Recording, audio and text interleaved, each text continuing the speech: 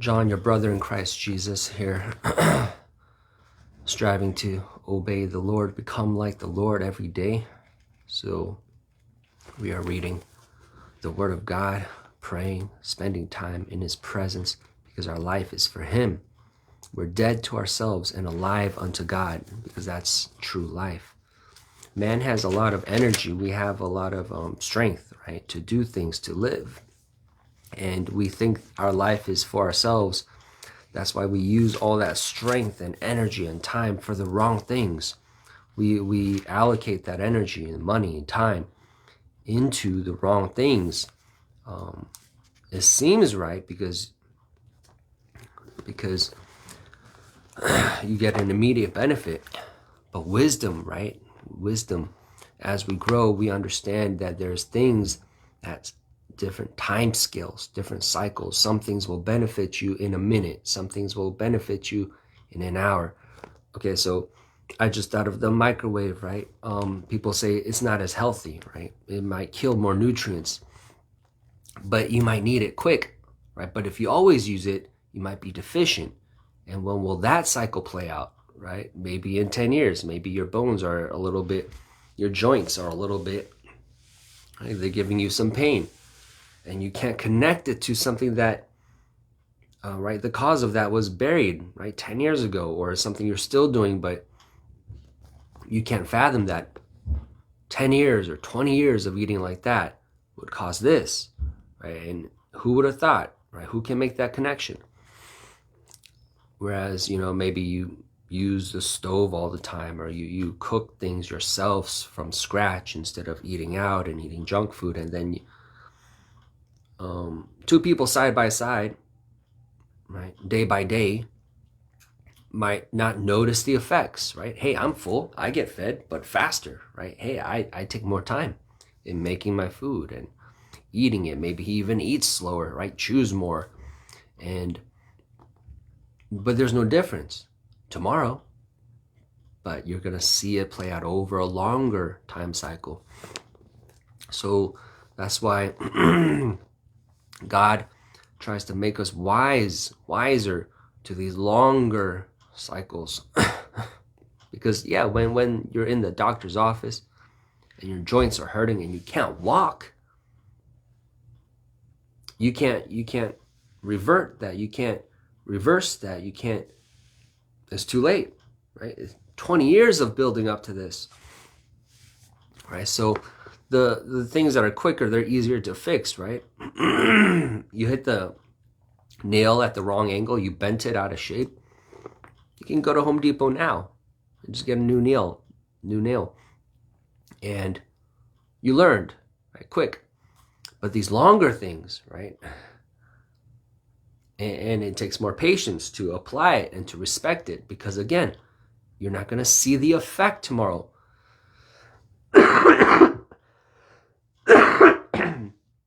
People tell you, hey, that has this effect, but over this many years.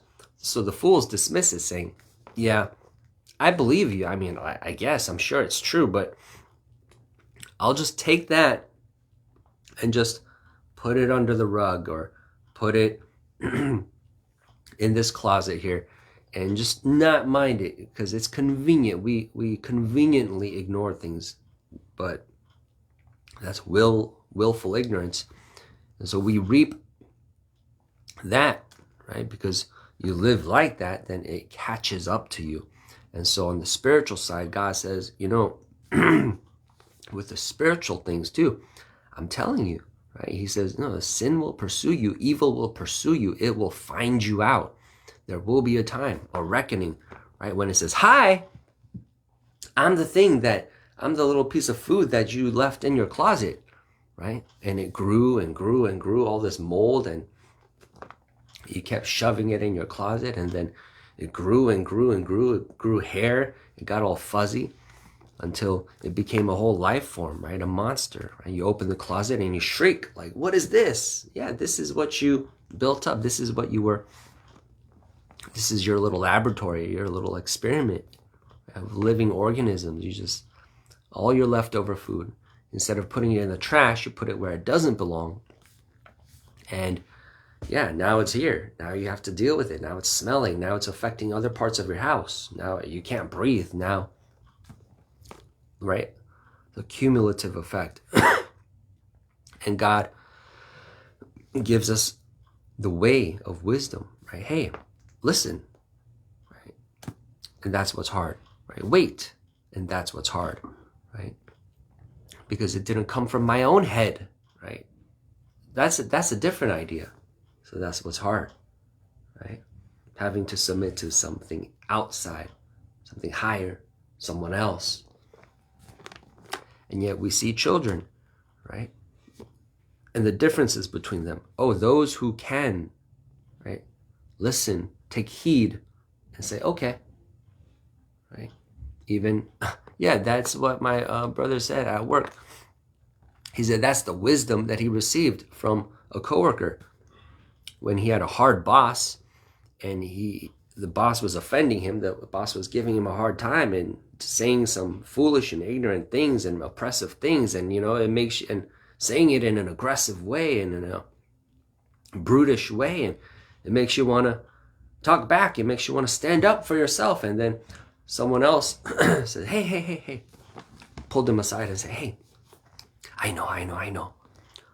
The boss, yeah, he's like, I know, I see. Yeah, he treats me like that too. But he told him, when your boss says something, just say, okay. And that was the piece of advice that he got. And he shared that with me, saying, oh yeah, no, he told me this. And that improved my days, right? So, oh, it's so simple. That's it?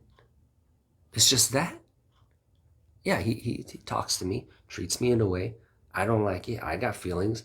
But the answer is outside of what my emotions are telling me. My emotions are saying, hey, talk back. My emotions are telling me, that's disrespectful. He can't treat you like that, right? Use this vocabulary. Use this tone. Raise your tone, right? All this, right? Ball up your fists, right? Get angry. Think about the last time someone else that made you feel like this and how much you hate him. Don't you hate this guy too? Yeah, your emotions will take you there. Your memories will take you there. Your brain will take you there. Your flesh will take you there. But some wisdom will say, no, none of that. Just say, okay. Right?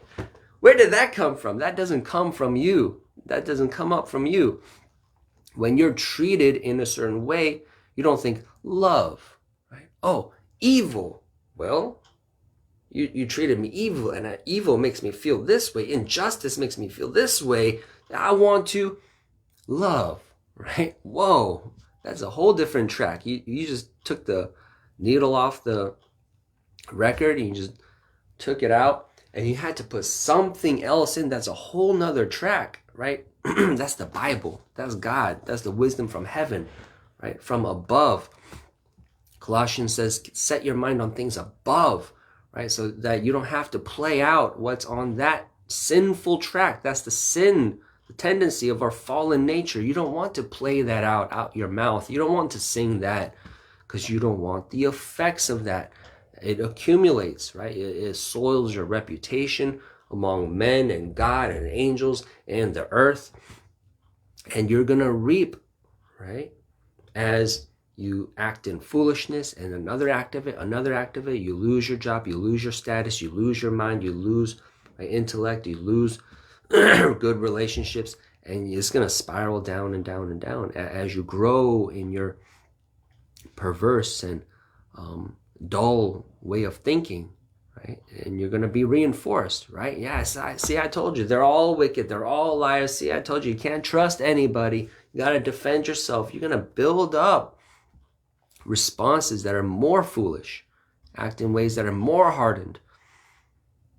That's just where that leads. That's our life without God from above. That just gives you wisdom, right? Oh, the answer is very simple and it works, right? Just say, okay.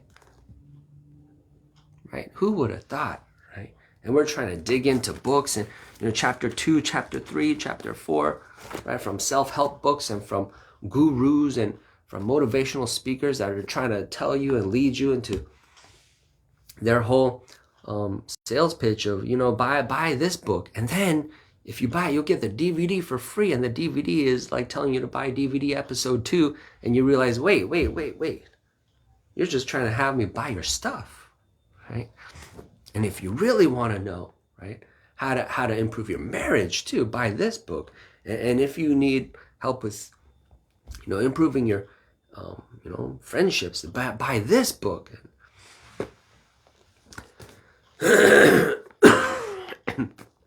Right, we're trying to find it. Where is it? Where's the wisdom? I can't do it. I can't apply it. It doesn't work. Right? Or it makes you into this kind of person. It didn't come to your mind, right? That, it's as simple as, okay, I'll just do it. Whatever you say, right? Humble yourself, right? God will teach us these things. Hey, there's another way to be, right? Say this, think this. He prescribes it to us. He prescribes behaviors. He prescribes a way of living. Right? You go to your pharmacy, they prescribe pills, right? It doesn't change your mind. It says, no. You keep being the way you are. Don't change. Even though the way you are led you here to need these pills, don't change. Just subscribe to these pills. Just come back when you need a refill, pay us more money, or feel like you don't even pay because your insurance will pay us, and you pay your insurance, and you feel like you're getting these for 10 cents. We'll just keep giving these to you, right? Pop the pill, and now you need 2. Now you need 3 different sets, and now you need 4 sets of these, right? And so, do you prefer that? Do you prefer that? Yeah, no, I want a prescription for these, right?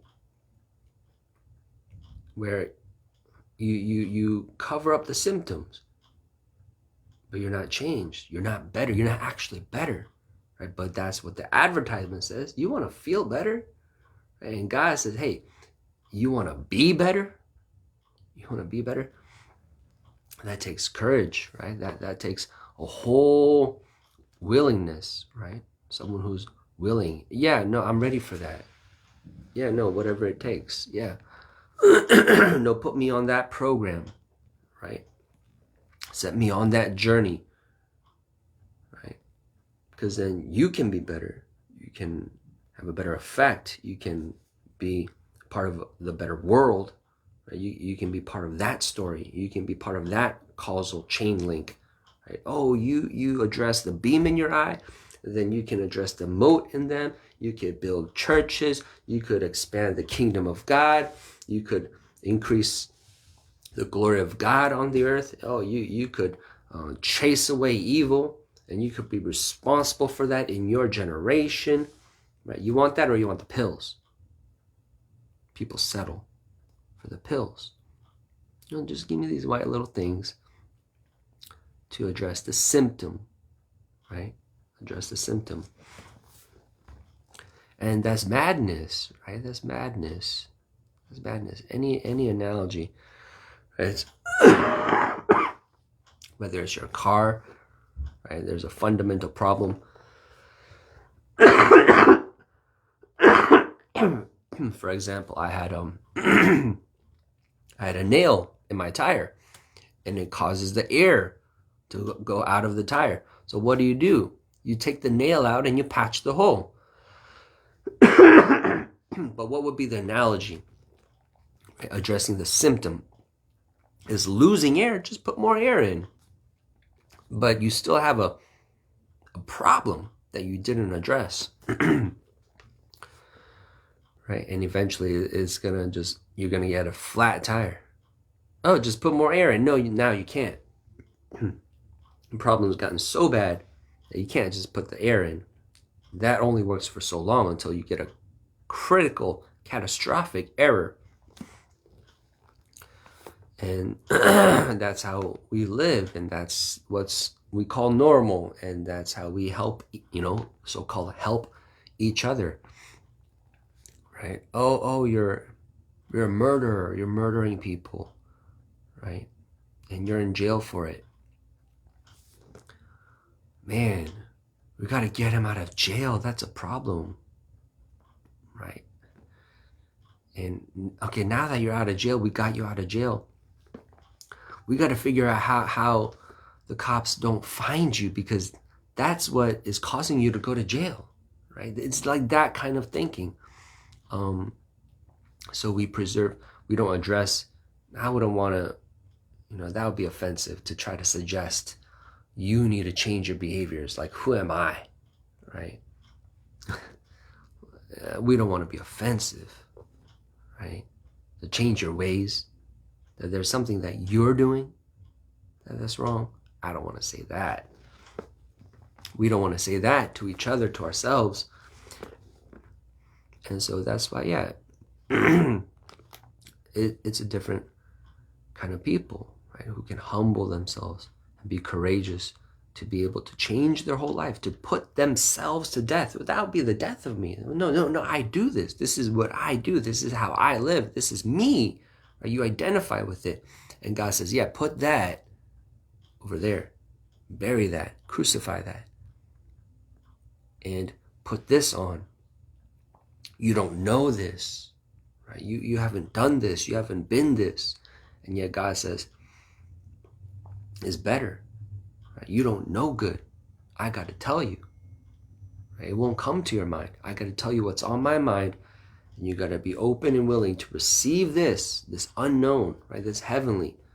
And you'll be something better. And those that accept it and receive it and walk in that path, right? And say yes and amen to God, right? They look back and say, oh, that was worth it, right? They can see the contrast, right? When people switch and make a decision when they're fed up, in the secular example, right? With junk food, right? With just eating whatever they feel like, right? I feel like sugar and salty food. I feel like the greasy food. I feel like, go ahead, right? And like, again, right? Like you won't see what's wrong with that, but because you could blame it on other things. Oh, weight gain, and my heart is painful sometimes, right? Hard to breathe, right? Other pains. And it's just because you didn't get enough sleep. It's just because the work is stressful, right? And it could be compounding factors. But one day you might say, you know what? Maybe the food, maybe that is affecting me. And you can make a decision, right? I gotta switch it up. I'm gonna start eating these foods, right? These, what they say is healthy, right? and you can start to, and then you're gonna realize the difference after you get on that track, right? You start doing that consistently, and you're gonna start to feel better, and then that's gonna put all your lies down, right? It's gonna execute them. It's like, oh, so yeah, I tried to say it wasn't that, but now, obviously, now that I'm feeling better, and now that I'm not feeling as much pain here, I'm getting more energy here, I can think more clearly here. Wow, it made such a difference. I was wrong. I was lying to myself, right? I was saying it wasn't that. That's how addicts, that's the pattern, right? It's not a problem. I'm not addicted. No. Until the few who actually can overcome and quit. And right now it's been years since they've done it, and they're like, yeah, so I was a mess. I was lying to myself. I'm sorry, I was lying to you. Right? I was saying it wasn't that. And now that they change their behavior, they're like, it was that. I'm so sorry. Right? I caused such a mess, right? I did so much wrong, right? I damaged my own body, my own mind, my own world. It was that. And so that's what we're stuck in, right? Denial. It's not, right? And yet a part of you says, what are we saying? We know it is. No, it's not. And you try to bury it. You fight, right, with yourself to stay a sinner. And then when you turn to righteousness, you fight with yourself to stay righteous, right? Because the other part of you says, hey, it's not that. We don't have to do it that much. Right? So you see that with, again, going back to the secular example, with people who try to, whether it's healthy food or working out or doing both, right? Health, right? Goodness, right? Good lifestyle. And yet they find it a challenge, right? They go back. Oh yeah, I used to. And then I reverted, right? Because, there was this one cheat day and then it just turned into 2 and then 3.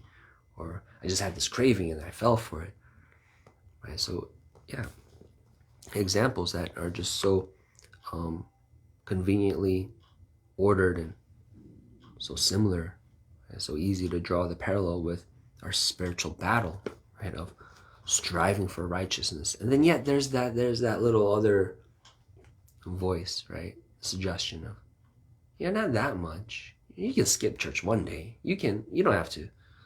And so we're fighting. And one of the hard things to do is refrain, right?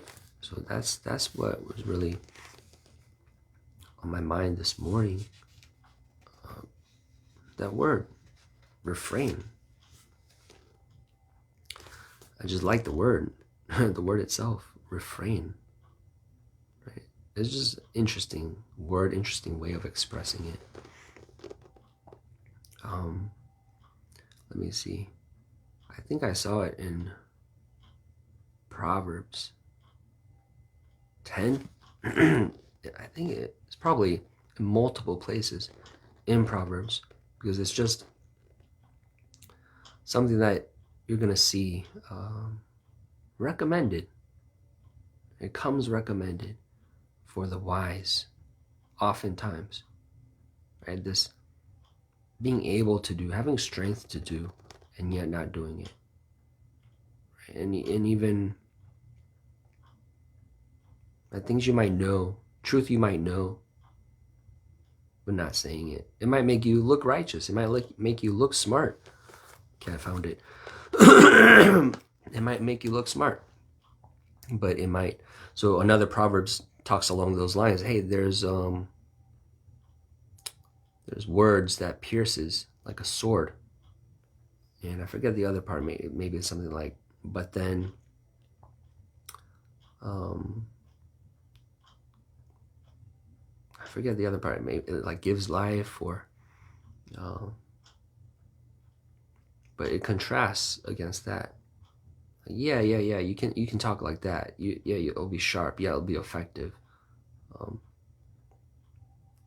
But one way you could see that verses could maybe be talking against that. Like, is that the way though? Because it could connect with a verse from the book of Job, where Job says, how forceful are right words, when he's responding to his friends. Right? Oh yeah, no, what you say is true. Yeah, you guys are wise. And yeah, we can glean wisdom from you guys. You guys are saying a lot of deep things. But we can use truth in many ways. You could use it in a corrupt way. You could advance some evil agenda. And so that's what Job was saying. Hey, you guys, yeah, it's true. But should you? Is it the right time? Right? If I were you, I would console. Right? I would assuage my grief. But what are you doing with what you know? Right? And so that's daily life for us too, right? Oh yeah, you might have learned that. You might know that verse. You might know what's right. You might know that they were wrong. Should you say that? Or should you say it now? Or should you say it like that? So God wants us to be accurate, right? Wants a balance, wants to be hitting the mark, right? Not too much to the left, not too much to the right, not too high, not too low. Don't get it, right? There's a way, there's a truth. And the laziness of man, the pride of man, we often want to just simplify things, right? That's why you have so many arguments, and whether it's in the daily or academics, right? People saying, oh, I know, it's this. Or, people who want to posture as if, oh, no, I got life. Life is about, yeah, as long as you do this, right? Just live life like this. Life is all about this, right? They want to like boil it down, simplify it to something so simple. And it might be true, generally, But then as you live it out, you're going to realize, oh, so actually there's like more exceptions to that. It's not absolutely like that. And so God has us grow in that kind of subtlety, right, and that wisdom, right? So, hey, if it's true, why don't you say it? Say the truth, speak the truth. Yeah, no, but there's higher truth. There's levels of truth. And that's overriding this right now. Right? No, I'm going to refrain my lips right now. No, I should rather... Yeah, no, a moment of silence is actually what we need before that, right? What's the way? What's actually right? In the multitude of words there wants not sin, but he that refrains his lips is wise. In the multitude of words there wants not sin. Right? That goes for words, actions, behaviors, things that we just run off and do. Again, because we have energy, we have life. Yeah, life is mine, right? I do what comes into my mind to do. And yet, right, God might want you to wait here. Just wait. Whoa. The sea is splitting. The sea is opening. Yeah, that's why I want just be still and just know that I'm God right now. Right? They could have run, tried to climb the hill. They could have tried to run to the Egyptians. They could have done something that led to their own death. Right? But sometimes God says, hey, no, wait. Right? That's holiness. Holiness. They made a perfume that's just for the purposes of God. Hey, don't use this anywhere else. Don't use this to smell good. Don't use this for anything else. It's holy. It's reserved. Right? And this golden spoon, don't use it for anything else. Don't use it to eat cereal. This is just for this. But we could use it. We could put it to work in other times. It just sits there unused until we have to do that one thing. Yeah, it's holy. No, it's just for God. And that's how he wants us to be too, holy, reserved for his use. And we go off and do this and that. And God said, no, I want you to be special, peculiar, set apart for me, just for me. And then he'll dress you in gold. He'll honor you in certain ways because you're for him and him only. Right? Even in our daily personal examples, right? We have some semblance of that in, right, things that we use that are reserved for just that purpose. Right? Just this purpose. We have kitchen shears, and then you have arts and crafts. Scissors, yeah, especially with food, right? Some things, it's a bowl, right? I cleaned it. Yeah, I might have used it to, put some of the, I don't know, motor oil in it, or to fix the car, to catch the oil, or cleaned out the toilet or something. But now I can serve you lasagna in this. I can give you a bowl of rice in this bowl. It's just a bowl. Right? No, they're going to say, no. Give me the food bowl. What food bowl? They're all bowls. No. Right? I don't want to know that you used it for that. And then we're going to eat out of it. Right? So a measure of that we understand of purposes and how we associate. And so there's some things that God doesn't want us to do. Right? No, don't go there. Don't look at that. Don't see that. Don't talk like that. Don't act like that. Or don't do that. Or it could be on this day, right? Or before you go to church, right? And yeah, we might feel like, no, why? I can. Nothing's stopping me. I mean, why not? I can do this and that and fit that in. And God says, no. That's because you're thinking of yourself first. Like, you think your life is for you first. That's why you want to do all that and fit all that in. And if you think of God first, you might let go of that, right? You might sacrifice that. Oh, but I can't. Yeah, and let it, right? Let it fall off, right? Don't do that. But I can get one more. No. How about don't, right? Yeah, you might be so busy throughout the day. Like for us, if we gather in the evening at church, but you might work. You might want to fit in some more chores. You might do some more errands. And by the time you go to church, you might be, what do you have left? What did you reserve for God? Right? Were you mindful that, oh no, we got worship tonight? But no, I want to do all this, and I can. I have the time. I have the energy. Let me go here. Let me do that.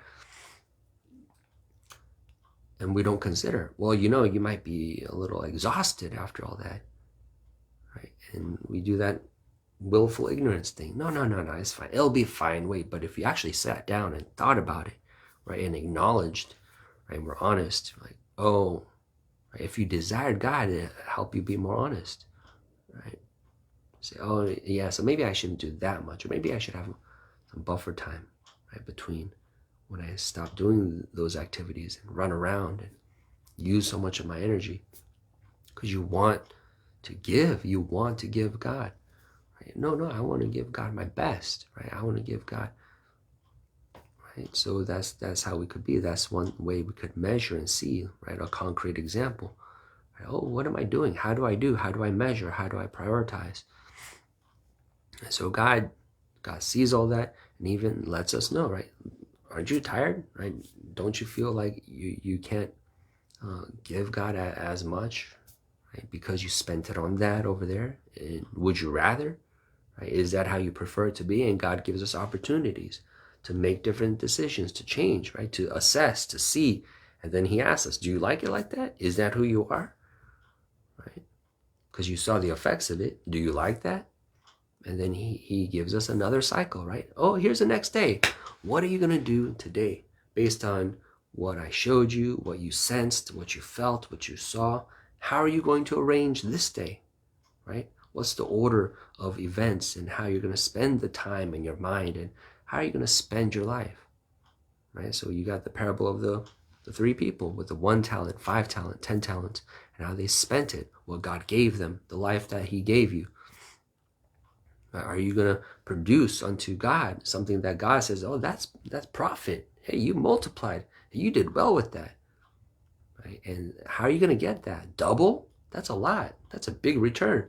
Only by the wisdom of God, only by obeying God, because he knows the way. He knows how to make you profitable. He knows that the expected end that he has planned for you. And the only way to get that and see that is through him. The one that made you and knows you, that designed you. Right? He knows, he's that wise, and he's so good that he speaks to us. Right? He makes known what his will is, what his desire is. And all those that love God, they'll be able to perceive and hear because he opens their ear, he opens their heart. Right? But for those who battle and struggle and fight with that, or just simply choose, no, it's me. It's me. It's going to be me. It's about me. Right? And my thoughts and my preferences, then they're not going to have something that God calls good and profitable, right? The rich man, he's rich, God. He had to make a whole nother barn, right? Obviously, you're going to approve him, right? Because he's so rich. And he said, no. But what do I count as riches? I call him a fool. This day you will come with me and don't bring any of your riches. No, just stand right here in front of me and I'm going to judge you. And I already judged you, right? As a fool, right? Before I even call you out. Come here, fool. Oh man, this is going to be bad. Just stand here. How do you think, right? He's going to be judged, right? Because he called him a fool already, right? Before he even died. You fool, this night you're going to die, right? And you're going to have to answer to me. And I'm not going to ask you how many things you have in your barn, what you have in your barn. I'm going to ask you what's in your soul, right? Well, what did you do with your life? How many souls did you win, right? Do you have my word in you? Do you have gold? Are you gold? Right? And he's going to be terrified and dumbfounded. But my barn, right? If you only saw my barn, and it's like, no. Never mind the barn. That's all the things I don't see and don't regard. I would have given that to you. I would have given you 10 barns. Really? Yeah. Right? You work so hard and you take pride in yourself and having built 1 barn because you could retire off of that. You missed out. Because you had the wrong focus. Right? So we're gonna be sorely surprised, and yeah, that's what you see in Revelations. Woe. Right? When Jesus came, right? Woe to you. But they still have a window opportunity. Hey, Woe to you if you continue in that. Woe to you if you're like this, right? And yet you still have the Josephs and the Nicodemus, right? People who come and choose Jesus and repent and don't continue in that way. But in Revelations, no, not now. You've reached the end now, and now it's final. Now it's all being shaken up and settling, and things are finding its place. Judas went to his own place, and now you go to your own place. Everyone goes to their place. Everyone goes to their place. Right? You're assigned here. That's your home. That's your father, and he's my father. He's my father. That's my place. That's my place. It's done. It's done. Right? So we have that time in our life, right? So we have to respect that. Hey, listen now, right? Change your behaviors now. Think now. Be honest now, right? Sit down now, right? Prioritize God now. Love him now. Care now. Now is the time. Today is the day of salvation. You want to be saved? You can't scheme. You can't plan. You can't delay. You're not wise. Right? You know what you do to yourself. You know where your own thoughts and ideas get you. You know how it falls short. You know how many times you have to, right, take many steps back. You have to go back to Home Depot, right? Because you broke that part, because you broke the chair, because, right, it wasn't the right thing. You didn't do. Right? You can't find success. You can find ways to cover it up. You can find ways to buy insurance. But that's all to help you acknowledge, you're a fool, right?